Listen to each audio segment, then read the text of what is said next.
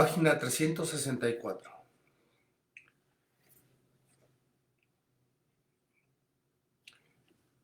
Muchas veces se hacía de noche antes de que estuviésemos de vuelta en Balbec.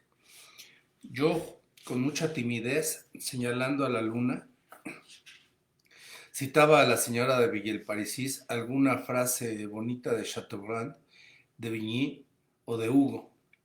Difundía el viejo secreto de su melancolía, o llorando cual Diana junto a sus fuentes, o la sombra era nupcial, augusta y solemne. ¿Y eso le parece a usted bonito?, me preguntaba la marquesa. Es decir, genial, según usted. Le diría a usted que a mí me asombra ver cómo se toman ahora en serio cosas que los amigos de esos caballeros, aun haciendo plena justicia a sus méritos, eran los primeros en echar a broma. Entonces no se prodigaba el calificativo de genio como hoy. Como si ahora le dice a usted a un escritor que no tiene más que talento, lo toma como una injuria. Me ha citado usted una gran frase del señor Chateaubriand sobre la luz de la luna. Pues va usted a ver cómo tengo mis motivos para ser refractaria a su belleza. El señor de Chateaubriand iba mucho a casa de mi padre. Era simpático cuando no había gente, porque entonces se mostraba muy sencillo y entretenido. Pero en cuanto había público comenzaba a darse tono y se ponía ridículo. Sostenía delante de mi padre que le había tirado al rey a la cara su dimisión y que había dirigido el cónclave, sin acordarse de que a mi propio padre le había encargado que suplicara al rey que lo volviese a aceptar y que había hecho pronósticos disparatados respecto a la elección de papa. Había que oír hablar de ese cónclave al señor de Blacas, que era otra clase de persona que el señor de Chateaubriand. Y las frases esas de la luna llegaron a ser en casa una institución gravosa. Siempre que había luna y hacía claro por los alrededores del castillo, si teníamos un invitado nuevo, se le aconsejaba que se llevara al señor de Chateaubriand a dar una vuelta después de cenar. Y cuando volvían, a mi padre nunca se le olvidaba llevar aparte al invitado para decirle que ha estado muy elocuente el señor de Chateaubriand. Sí, sí, con que le ha hablado a usted de la luz de la luna. ¿Y cómo lo sabe usted? A que le ha dicho a usted. Y mi padre citaba la frase. Es verdad, pero ¿cómo se las arregla usted para...? Y también le habrá hablado a usted de la luna en la campiña romana. Pero usted tiene poder de adivinación. Mi padre no tenía tal facultad. Era que el señor de Chateaubriand se contentaba con colocar siempre el mismo trocito ya preparado. Al oír el nombre de Vigny se echó a reír. Ah, sí, ese decía siempre, soy el conde Alfredo de Vigny.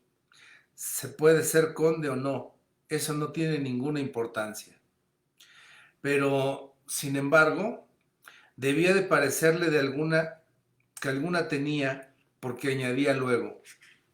En primer término, no estoy muy segura de que lo fuese, y en todo caso no era de una gran rama del señor S., que ha hablado en sus versos de su cimera de noble.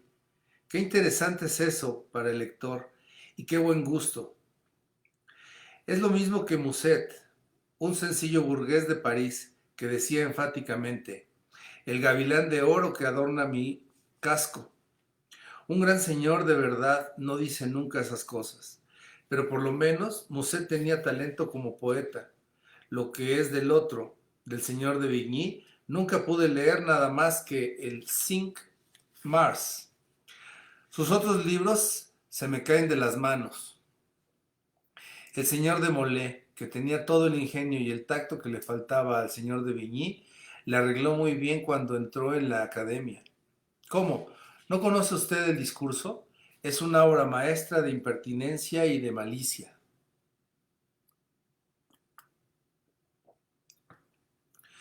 Censuraba a Balzac, asombrándose de que le admiraran sus sobrinos la pretensión de pintar una clase de la sociedad donde no le recibían, y de la que contó mil cosas inverosímiles. En cuanto a Víctor Hugo, nos decía que su padre, el señor de Bouillon, que tenía muchos amigos entre los jóvenes románticos, entró gracias a ellos al estreno de Hernani, pero no pudo aguantar hasta el final por lo ridículos que le parecieron los versos de ese escritor, que tenía talento, sí, pero tan exagerado que si ha recibido el título de gran poeta es en virtud de un contrato ajustado, como recompensa a la interesada indulgencia que tuvo con las peligrosas divagaciones de los socialistas. Ya veíamos el hotel y sus luces, tan hostiles la primera noche, la de la llegada, y ahora gratas y protectoras, anunciadoras del hogar. Y cuando el coche llegaba a la puerta, el portero, los grooms, el lift, solícitos, ingenuos, un poco inquietos por nuestra tardanza, allí apiñados en la escalinata, esperándonos, eran ya convertidos en cosa familiar, seres de esos que cambian muchas veces en el curso de nuestra vida, conforme cambiamos nosotros, pero en los cuales nos encontramos con placer fielmente, amistosamente reflejados, mientras que dure ese espacio de tiempo en que son espejo de nuestras costumbres.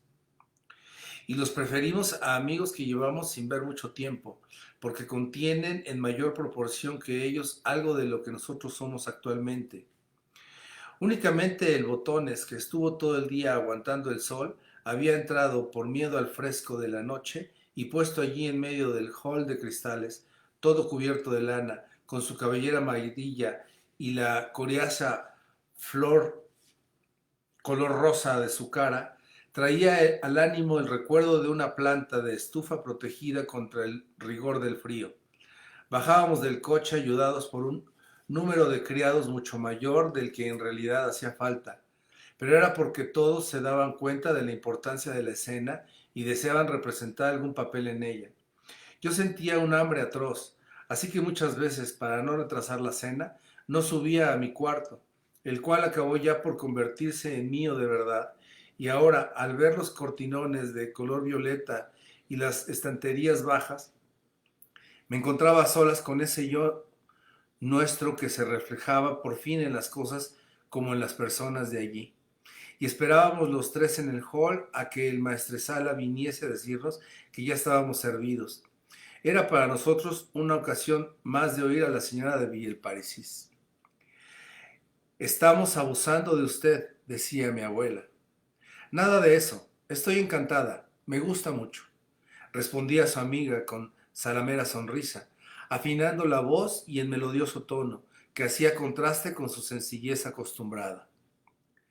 Y es que, en efecto, en esos instantes no era natural, se acordaba de su educación, de los modales aristocráticos con que una gran señora debe mostrar a la gente de clase media que se alegra mucho de estar un rato con ellos y que no es orgullosa.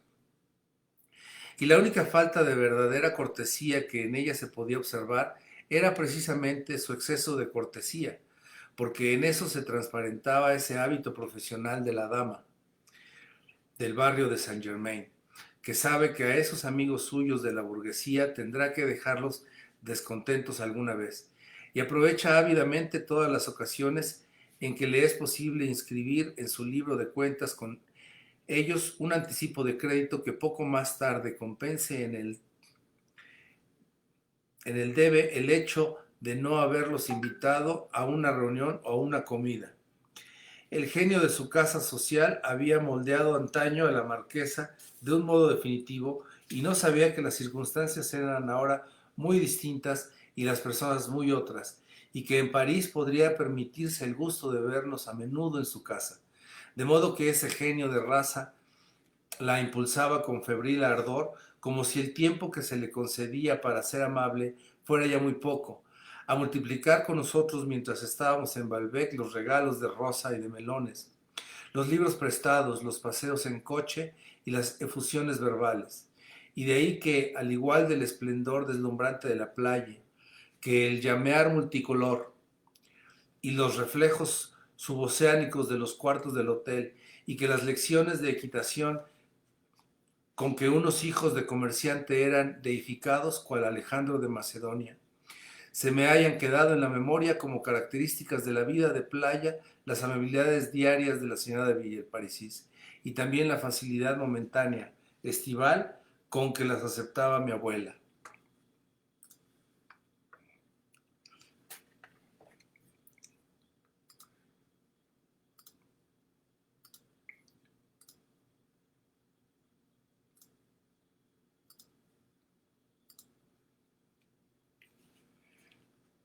Dé usted los abrigos para que se los suban. Mi abuela se los daba al director y yo, como estaba agradecido a él por sus atenciones conmigo, me desesperaba ante esa falta de consideración de mi abuela que molestaba al director. Me parece que ese señor se ha molestado, decía la marquesa. Probablemente es que se considera demasiado aristócrata para coger sus abrigos. Me acuerdo aún, era yo muy pequeñita, de cuando el duque de Nemours entraba en casa de mi padre, que ocupaba el último piso del palacio de Bouillon, con un gran paquete de cartas y periódicos debajo del brazo. Todavía me parece que veo al príncipe con su frac azul allí en la puerta, que por cierto tenía unos adornos muy bonitos en madera. Creo que era Bagard quien hacía eso, esas molduritas tan finas que el ebanista les daba forma de capullos y flores como los nudos que se hacen con la cinta para atar un ramo. Tenga usted, Ciro, decía mi padre, eso me ha dado el portero para usted. Me ha dicho, ya que va usted a casa del señor conde, no vale la pena de que suba yo 2 pisos más, pero tenga usted cuidado de no deshacer el nudo. Bueno, ahora que ya se desembarazó usted de los abrigos, siéntese usted aquí, decía mi abuela, cogiéndole de la mano. No, en ese sillón, no, si le es a usted lo mismo. Es pequeño para dos, pero para mí sola es muy grande. No estaré a gusto.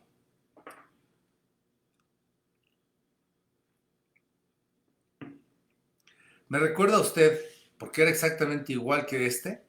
Un sillón que tuve mucho tiempo, pero que al cabo no pude conservar, porque se le había regalado a mi madre, la duquesa de Praslin. Mi madre, a pesar de ser la persona más sencilla del mundo, como tenía ideas de esas de otros tiempos y que a mí ya entonces no me entraban bien en la cabeza, no quiso a lo primero dejarse presentar a la duquesa de Praslin, que era una simple señorita Sebastiani. Y esta, por su parte, como era duquesa, se creía que ella no debía ser la que buscara la presentación. Y en realidad, añadía la señora de Villeparisis, olvidándose de que ella no distinguía ese género de matices. Esa pretensión era insostenible como hubiese sido una Choiseul. Los Choiseul son una casa de primera, proceden de una hermana del rey Luis el Gordo. Eran soberanos de verdad de Bassigny. Comprendo que nosotros les llevamos ventaja por nuestros enlaces y por el brillo, pero la antigüedad de las familias es poco más o menos la misma. Hubo incidentes cómicos por esta cuestión de precedencia, como un almuerzo que hubo que servir con un retraso de más de 1 hora, que fue todo el tiempo que se necesitó para convencer a una de esas señoras de que se dejara presentar. Pues a pesar de todo eso, se hicieron muy amigas, y la duquesa regaló a mi madre un sillón como ese, en el que nadie se quería sentar, como le ha pasado a usted ahora. Un día, mi madre oye entrar un coche en el patio de nuestra casa y pregunta a un criado quién es. Es la señora duquesa de la Rochefoucauld, señora condesa. Muy bien, que suba. Pasa un cuarto de hora y no parece nadie. Bueno, pero ¿dónde está la señora duquesa de la Rochefoucauld? ¿No había venido? Está en la escalera, soplando, sin poder subir más, señora condesa, dijo el criadito que hacía poco había llegado del campo, donde mi madre tenía la costumbre de buscar su servidumbre. Muchas veces eran gente que había visto nacer. Así es como puede uno tener criados decentes. Y ese es el primero de los lujos. Bueno, pues en efecto, la duquesa de Rochefoucauld iba subiendo con mucho trabajo porque era enorme, tan enorme que cuando entró mi madre estuvo preocupada un momento pensando en dónde la colocaría. En aquel instante cayó su mirada sobre el sillón que le había regalado la señora de Praslin. Hágame usted el favor de sentarse, dijo mi madre, empujando el sillón hacia la duquesa. La duquesa le llenó hasta el borde. A pesar de ese aspecto imponente, era bastante agradable. Un amigo nuestro decía que al entrar en un salón siempre causaba efecto, sobre todo al salir. Respondí a mi madre, que muchas veces tenía salidas un poco atrevidas para nuestra época. Hasta en la misma casa de la duquesa se gastaban bromas relativas a sus enormes proporciones, y ella era la primera en reírse. Un día mi madre fue a visitar a la duquesa. A la puerta del salón la recibió el duque y mi madre no vio a su esposa, que estaba en el vano de un balcón. ¿Está usted solo? Creí que estaba la duquesa, pero no la veo. Qué amable es usted, contestó el duque, que era un hombre de los de menos discernimiento que yo he conocido, pero que a veces tenía gracia.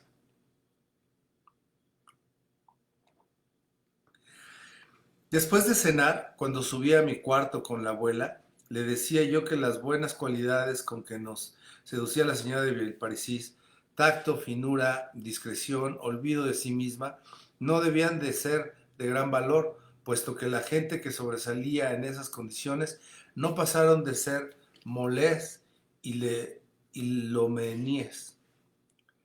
Y en cambio, el no tenerlas, por desagradable que fuera en el trato diario, no estorbó para llegar a lo que fueron Chateaubriand, Vigny, Hugo y Balzac. Vanidosos de poco juicio que se prestaban mucho a la broma, como Bloch. Pero al oír el nombre de Bloch, mi abuela se indignaba y me hacía el elogio de la señora de Villeparisis. Como dicen que en materia amorosa lo que determina las preferencias de cada individuo es el interés de la especie, y que para que el niño tenga una constitución perfectamente normal, el instinto lleva a las mujeres delgadas hacia los hombres gordos y al contrario, mi abuela, impulsada también, aunque inconscientemente, por el interés de mi bienestar amenazado, por los nervios y por mi enfermiza tendencia a la tristeza y al aislamiento, colocaba en primera fila esas cualidades de ponderación y de juicio propias no sólo de la señora de Villeparisis, sino de una parte de la sociedad donde me era dable hallar distracción y tranquilidad. Sociedad semejante a aquella en donde floreció el talento de un Doudan, de un Remusat, por no decir de un Besurgin, de un Joubert o de una Sévigné.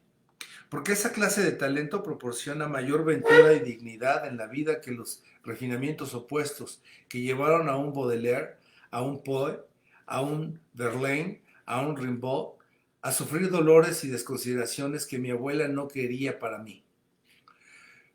Corté sus palabras para darle un abrazo y le pregunté si se había fijado en algunas frases de la señora de Villeparisis en las que se transparentaba la mujer que tiene su linaje en mucha más estima de lo que dice.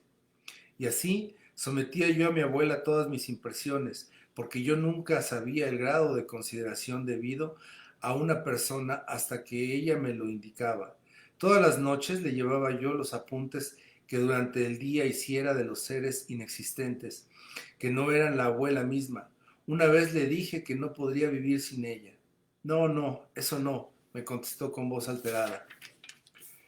Hay que tener el corazón más fuerte, porque entonces, ¿qué iba a hacer de ti el día que yo me fuera de viaje? Al contrario, serás juicioso y feliz.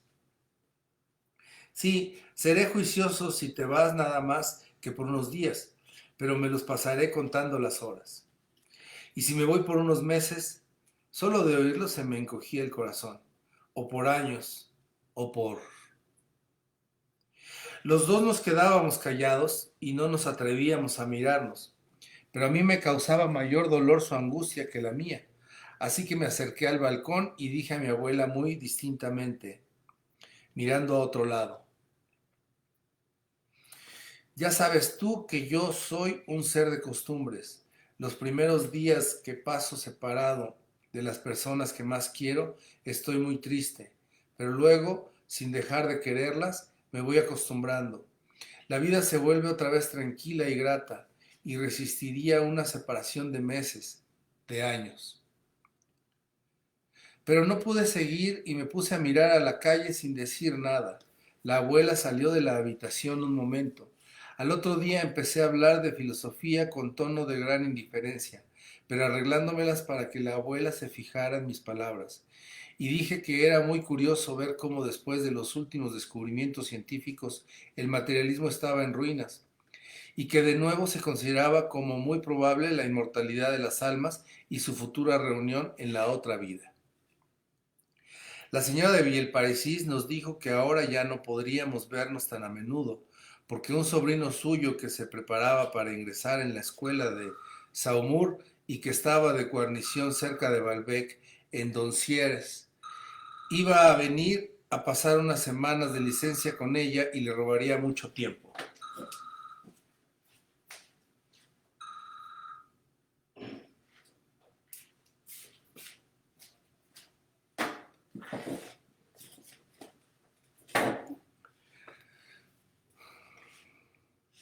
Durante nuestros paseos, la marquesa nos había hablado de su sobrino, alabándonos sin mucha inteligencia y sobre todo su buen corazón. Yo me figuraba que le iba a inspirar simpatía, que sería su amigo favorito, y como antes de que llegara, su tía dejó entrever a mi abuela que el muchacho, desgraciadamente, había caído en manos de una mala mujer que le había trastornado el seso y no le soltaría nunca. Yo, convencido de que esa clase de amores acaban fatalmente en locura, crimen o suicidio, me daba a pensar en el poco tiempo que estaba reservado a nuestra amistad, tan grande ya en mi alma, aunque todavía no había visto al amigo, y sentía mucha pena por ella y por las desgracias que le esperaban, como ocurre con un ser querido del que nos acaban de decir que está gravemente enfermo y que tiene los días de vida contados. Una tarde muy calurosa estaba yo en el comedor del hotel. Le habían dejado medio a oscuras para protegerle del calor, echando las cortinas que el sol amarillaba y que por entre sus intersticios dejaban pasar el azulado pestañeo del mar. En esto vi por el tramo central que va de la playa al camino a un muchacho alto, delgado, fino de cuello, cabeza orgullosamente echada hacia atrás, de mirar penetrante, dorada tez y pelo tan rubio como si hubiera absorbido todo el oro del sol. Llevaba un traje de tela muy fina, blancuzca, como nunca me figuré yo que se atreviera a llevarlo un hombre, y que evocaba por su ligereza el frescor del comedor, a la par que el calor y el sol de fuera. Iba andando deprisa, tenía ojos color de mar, y de uno de ellos se descolgaba a cada momento el monóculo. Todo el mundo se quedaba mirándole con curiosidad, porque sabían que este marquesito de Saint-Loup en Bray era famoso por su elegancia. Los periódicos habían descrito el traje que llevó poco antes, cuando sirvió de testigo en un duelo del duque de Uzès. Parecía como si la calidad tan particular de su pelo, de sus ojos, de su tez y de su porte, que le harían distinguirse en el seno de una multitud como precioso filón de ópalo luminoso y azulino, embutido en una materia grosera, hubiese de corresponder a una vida distinta de la de los demás hombres.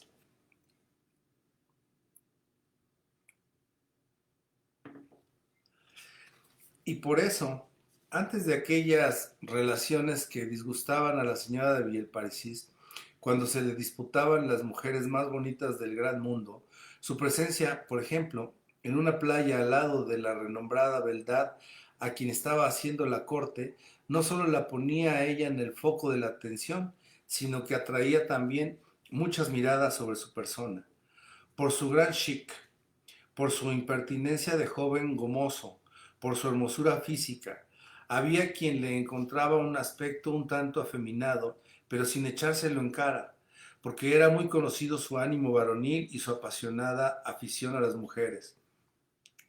Aquel era el sobrino de que nos hablara la señora de Villeparisis. A mí me encantó la idea de que iba a tratarle durante unas semanas y estaba muy seguro de que me ganaría por completo su afecto. Atravesó todo el hotel como si fuera persiguiendo a su monóculo, que revoloteaba por delante de él como una mariposa. Venía de la playa y el mar, cuya franja subía hasta la mitad de las vidrieras del hall.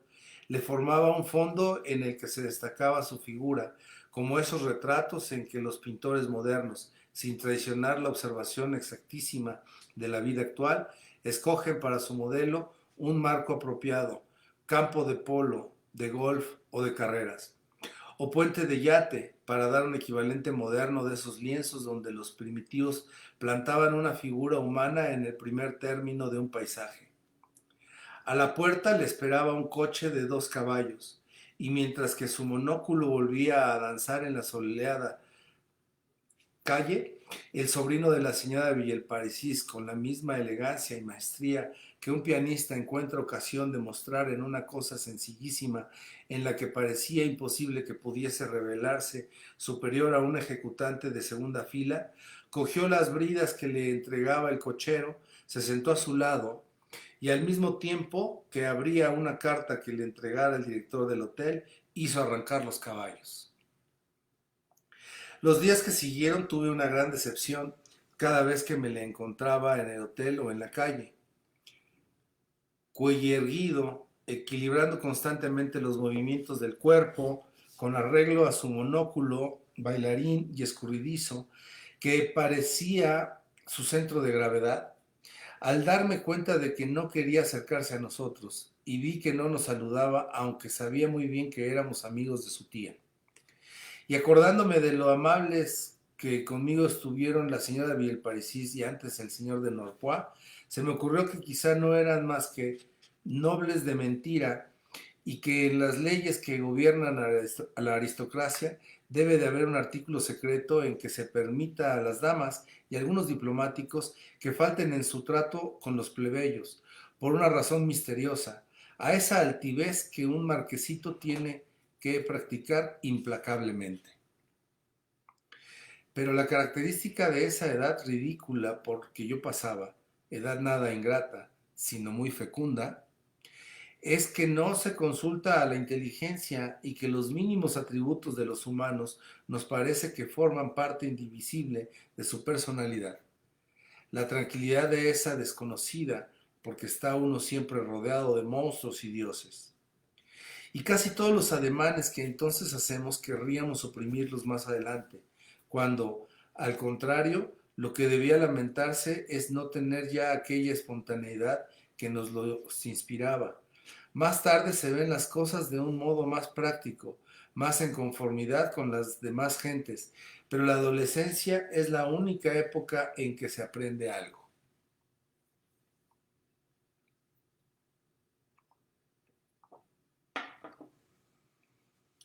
Esa insolencia que adivinaba yo en la persona del señor de Saint-Loup, con toda la dureza natural que llevaba consigo, resultó comprobada por la actitud que tomaba cada vez que pasaba por nuestro lado, con el cuerpo muy erguido, la cabeza echada atrás y la mirada impasible, más aún que impasible, y todavía no basta, implacable, porque de ella faltaba hasta ese vago respeto que se merecen los derechos de las demás criaturas, aunque no conozcan a la tía de uno.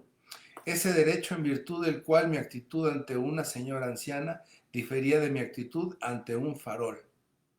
Esos modales de hielo estaban a mucha distancia de aquellas cartas encantadoras que, según me imaginaba yo unos días antes, habría de escribirme el marqués para decirme cuán simpático le era, a la misma que están las verdaderas ovaciones de la Cámara de la posición mediocre y pobre de un hombre de imaginación que se figura haber levantado los ánimos del Congreso y del pueblo con un discurso inolvidable, y que luego, después de haber soñado en alta voz, cuando se calman las falsas aclamaciones, se encuentra tan poca cosa como antes. Cuando la señora de Villeparisis, sin duda para tratar de borrar la mala impresión que nos había hecho la apariencia de su sobrino y que revelaba un temperamento orgulloso y malo, vino a hablarnos de la inagotable bondad de su sobrino nieto, porque era hijo de una sobrina suya, tenía unos años más que yo. Me admiré de la facilidad con que se atribuyen a en este mundo, condiciones de buen corazón a los que más seco lo tienen. Por más que en otras ocasiones sean amables con las personas brillantes que forman parte de su ambiente social. Y la misma señora de Villalparisis añadió, aunque indirectamente, una confirmación a esos rasgos esenciales del carácter de su sobrino, que a mí ya no me cabían dudas. Un día en que me los encontré a los dos en un camino muy estrecho, y no tuvo más remedio que presentarme a él. Pareció como que no oía que le estaba nombrando a una persona, pues no se movió ni un músculo de su rostro, ningún resplandor de simpatía humana cruzó por su mirada.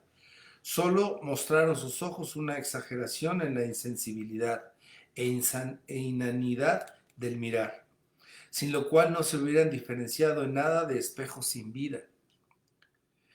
Luego, mirándome fijamente y con dureza, como si quisiera enterarse bien de quién era yo antes de devolverme su saludo, con un movimiento brusco que más bien parecía efecto de un reflejo muscular que acto de voluntad, alargó el brazo en toda su longitud y me tendió la mano a distancia, creando entre él y yo el mayor intervalo posible. Cuando al día siguiente me pasaron su tarjeta, creí que era para un duelo, pero no me habló más que de literatura. Y después de un largo rato de charla declaró que tenía muchos deseos de que todos los días pasáramos juntos algunas horas. En aquella visita no solo dio pruebas de una afición vehemente a las cosas de la inteligencia, sino que me hizo patente una simpatía que se compaginaba muy mal con el saludo del día antes. Luego, cuando vi que saludaba de esa manera siempre que le presentaba a alguien, comprendí que era una simple costumbre de sociedad, propia de un sector de su familia y cuya mecánica corporal le había habituado su madre, que tenía interés en que estuviese admirablemente educado. Hacía esos saludos sin fijarse en que los hacía, como no se fijaba en sus trajes o en sus caballos, siempre hermosos. Eran cosa tan exenta de la significación moral que yo le atribuía al principio y tan puramente artificial como otra costumbre que tenía, la de pedir que le presentaran inmediatamente a los padres de cualquier persona con quien trabara conocimiento. Y tan instintiva ya que al día siguiente de nuestra conversación, al verme, se lanzó sobre mí y sin decirme siquiera buenos días me pidió que le presentara a mi abuela, que estaba a mi lado, con la misma rapidez febril que si esa demanda obedeciese a algún instinto defensivo, como ese acto inconsciente de parar un golpe o de cerrar los ojos cuando vemos un chorro de agua hirviendo, rapidez que nos preserva de un peligro que nos hubiera alcanzado un segundo después.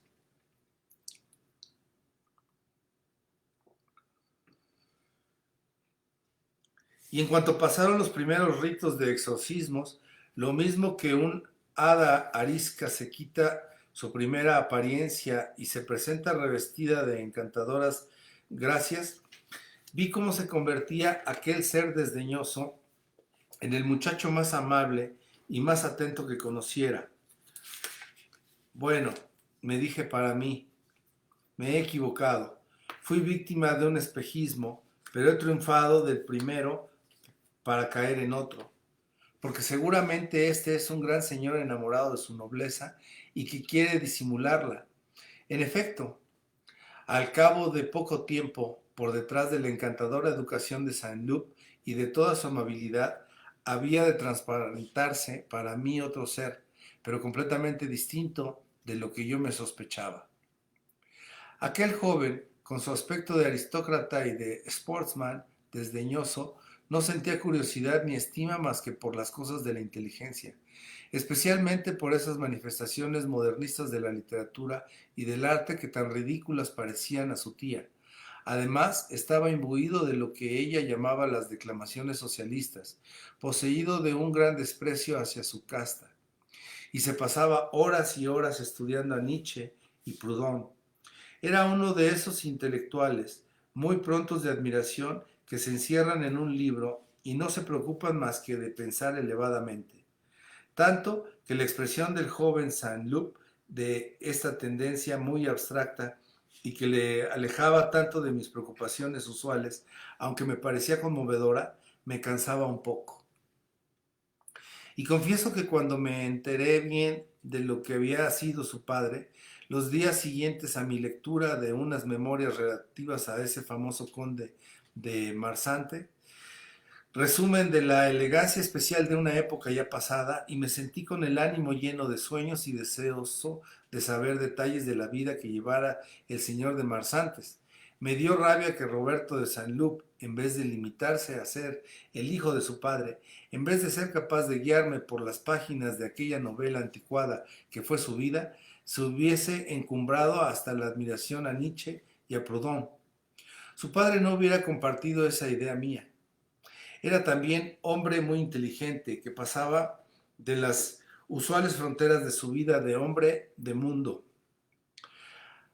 Apenas si tuvo tiempo de conocer a su hijo, pero su deseo vivísimo fue que valiera más que él. Y creo yo que, a diferencia de las demás personas de la familia, le hubiese admirado, alegrándose de que abandonara por la austera meditación aquellos motivos de liviana diversión que él tuvo, y que sin decir nada, con su modestia de gran señor inteligente, habría leído a escondidas los autores favoritos de su hijo para apreciar bien la superioridad de Roberto. Pero, en cambio, ocurría una cosa muy lamentable. Mientras que el señor de Marsantes, por su amplitud de criterio, habría admirado a un hijo tan distinto de él como Roberto, en cambio mi amigo, como era de esas personas que se representan el mérito unido siempre a determinadas formas de arte y de vida, conservaba un recuerdo afectuoso, sí, pero un poco despectivo de aquel padre que no se preocupó en toda su vida más que de cacerías y carreras, que bostezaba oyendo a Wagner y tenía pasión por Offenbach. Saint-Loup no era lo bastante inteligente para comprender que el valor intelectual no tiene nada que ver con la adhesión a una determinada fórmula estética, y la intelectualidad de su padre le inspiraba un desdén análogo al que hubiesen podido sentir hacia Labiche o Boieldieu, un hijo de Labiche o un hijo de Boieldieu que practicara fervorosamente una literatura de lo más simbólico o una música de suma complicación. Apenas si he conocido a mi padre, decía Roberto. Dicen que era un hombre exquisito. Su desgracia fue vivir en una época tan deplorable. Nacer en el barrio de Saint-Germain y vivir en la época de la hermosa Helena es una catástrofe para la vida de un hombre. Quizá de haber sido un burgués de poca monta, fanático del ring, hubiese dado de sí otra cosa. Me han dicho que hasta le gustaba la literatura, pero no es posible saber si es verdad, porque lo que él entendía por literatura es una serie de obras ya muertas.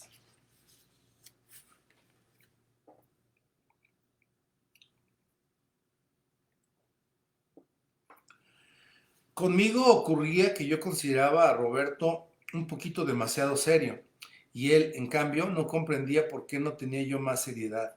Juzgaba todas las cosas por el peso de inteligencia que contienen, y como no se daba cuenta de los encantos de imaginación que encierran ciertas cosas que él estimaba frívolas, se extrañaba de que a mí, porque me juzgaba muy superior a él, me pudieran interesar. Ya desde los primeros días, Saint-Loup conquistó a mi abuela, no solo porque se ingeniaba para darnos incesantes pruebas de bondad, sino porque la naturalidad con que lo hacía, como todas sus cosas. Y la naturalidad, sin duda porque en ella se siente la naturaleza bajo la capa del arte humano, era la cualidad favorita de mi abuela, tanto en los jardines, donde no le gustaba ver, como en el de Combray, arriates muy regulares, como en cocina, en cuyo arte detestaba las obras complicadas, que apenas si dejan reconocer los alimentos con que están hechas, y lo mismo en interpretación pianística, que no le agradaba muy esmerada y lamida, hasta tal punto que tenía particular complacencia por las notas enlazadas, por las notas falsas de Rubinstein. Saboreaba mi abuela esa naturalidad hasta en los trajes de Saint-Loup, de fina elegancia, sin ninguna gomosería, ni artificio, sin almidón ni tiesura. Aún apreciaba más a aquel muchacho rico por la manera descuidada y libre que tenía de vivir con lujo, sin olor a dinero, sin darse ninguna importancia, y le parecía deliciosa esa naturalidad hasta cuando se manifestaba por la incapacidad que Saint-Loup conservaba y que por lo general desaparece con la niñez, al propio tiempo que ciertas particularidades fisiológicas de esa edad de dominar el gesto de modo que no se reflejen las emociones en la cara. Cualquier cosa que deseara, cualquier cosa con la que no había contado, aunque fuera un cumplido, determinaba en él un placer tan brusco, tan fogoso, tan volátil y tan expansivo que le era imposible contener y ocultar su impresión. Inmediatamente le señoreaba el rostro un gesto de agrado. Tras la finísima piel de sus mejillas se transparentaba vivo rubor y sus ojos reflejaban confusión y alegría. Y a mi abuela le emocionaba mucho ese gracioso aire de franqueza y de inocencia, que en Saint-Loup, por lo menos en la época en que nos hicimos amigos, era del todo sincero. Pero he conocido otra persona, y como ella hay muchas, cuyo pasajero rubor responde a una sinceridad fisiológica, pero no por eso excluye la doblez moral, y muchas veces es tan solo muestra de cuán vivamente sensibles al placer hasta el punto de verse desarmados delante de él y obligados a confesárselo a los demás, son ciertos caracteres capaces de las peores villanías.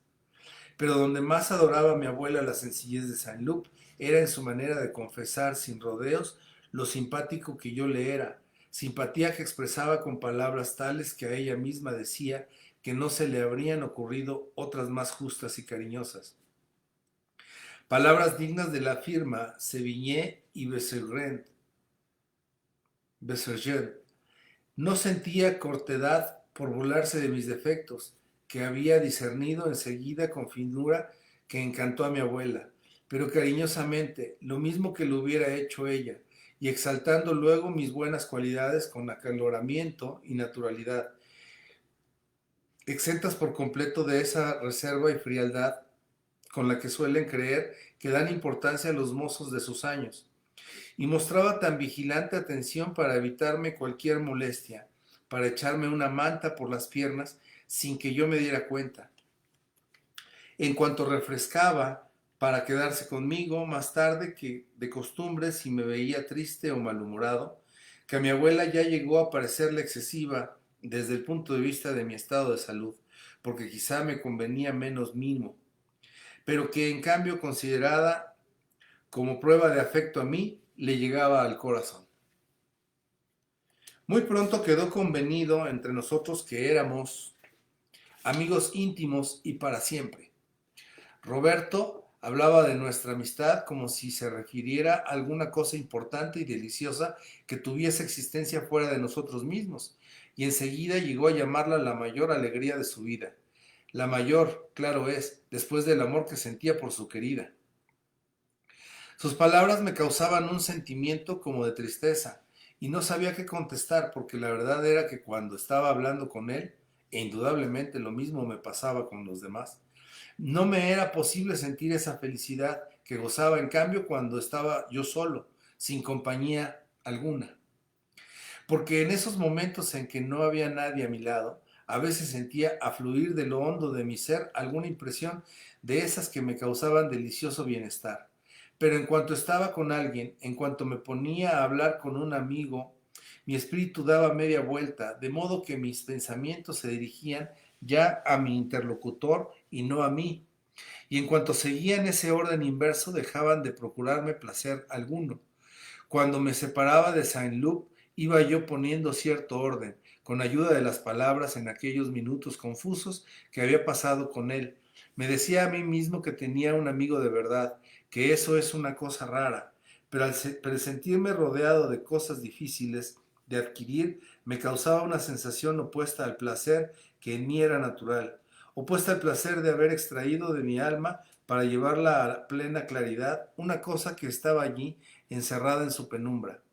Si me había pasado 2 o 3 horas hablando con Roberto de Saint-Loup, que admiró mucho lo que yo le dije, Sentía luego una especie de remordimiento, de cansancio y de pesar por no haberme estado yo solo y en disposición de trabajar por fin. Entonces me replicaba que no solo es uno inteligente para sí mismo, que a los espíritus más excelsos les gustó ser estimados y que no podía considerar como horas perdidas aquellas que pasé en construir un elevado concepto de mí en el ánimo de mi amigo. Me convencía fácilmente de que debía tenerme por feliz y deseaba con vivo ardor no perder nunca ese motivo de felicidad, precisamente porque no la había sentido realmente. Los bienes cuya desaparición más teme uno son aquellos que existen fuera de nosotros, porque el corazón no llegó a apoderarse de ellos. Me sabía yo capaz de poner en práctica todas las virtudes de la amistad mejor que muchos, porque yo siempre colocaba el bien de mis amigos por delante de mis intereses personales, de los cuales no prescinden nunca otras personas y que para mí no existían. Pero no podía alegrarme un sentimiento que en vez de agrandar las diferencias existentes entre mi alma y las de los demás, esas que existen entre todas las almas, contribuiría a borrarlas. En cambio, a ratos mi pensamiento discernía en Saint-Loup un ser general, el noble, que a modo de espíritu interno regía el movimiento de sus miembros, ordenaba sus acciones y ademanes, y en esos momentos, aunque estaba en su compañía, me sentía solo como delante de un paisaje cuya armonía comprendiera mi ánimo. No era ya más que un objeto de mis ideas, que mis ideas querían profundizar bien, y experimentaba gran alegría, pero no de amistad, sino de inteligencia. Cada vez que volvía a encontrar en mi amigo ese ser anterior, secular, el aristócrata que Roberto no quería ser, y en la agilidad moral y la física que revestía de tanta gracia a su amabilidad, en la soltura con que ofrecía su coche a mi abuela y la ayudaba a subir en la destreza con que saltaba del pescante, cuando temía que tuviese yo frío, para echarme por los hombros su propio abrigo, veía yo algo más que la flexibilidad hereditaria de esos grandes cazadores que desde muchas generaciones atrás eran los antepasados de ese muchacho que no aspiraba a otra cosa que a la intelectualidad.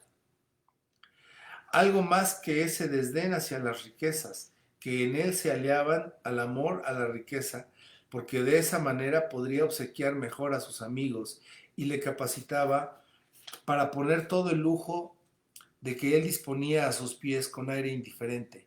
Veía yo sobre todo la certidumbre o la ilusión que tuvieron esos grandes señores de ser más que los demás, por lo cual no legaron a Saint-Loup ese deseo de mostrar que se es tanto como los demás. Ese miedo a mostrarse demasiado afectuoso, que en él no se daba nunca y que afea tan torpe y desdichadamente a las más sinceras amabilidades plebeyas.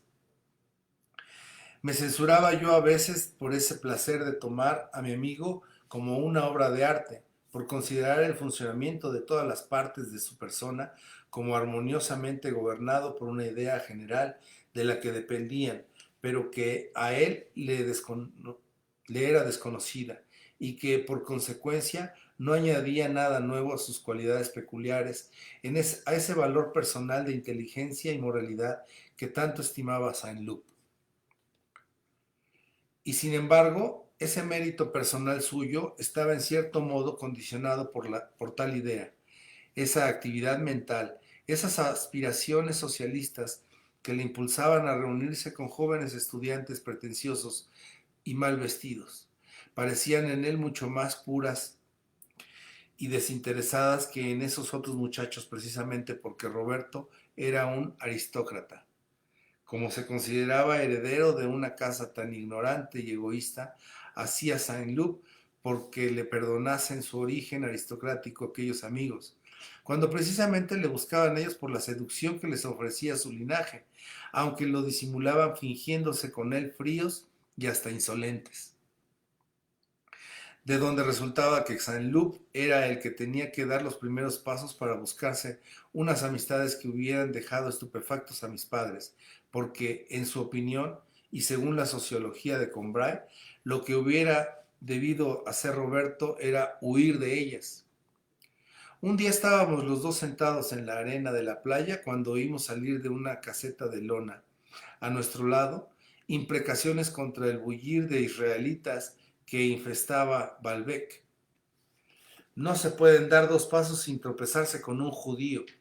No es que yo sea irreductiblemente hostil por principio a la nacionalidad judía, pero aquí hay ya plétora de ellos.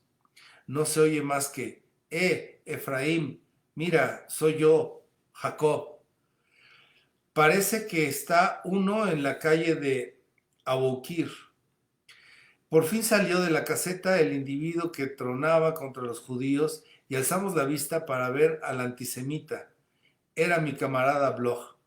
Saint-Luc me pidió enseguida que recordara a Bloch que se habían conocido en los exámenes del bachillerato, donde Bloch tuvo premio de honor y luego en una universidad popular.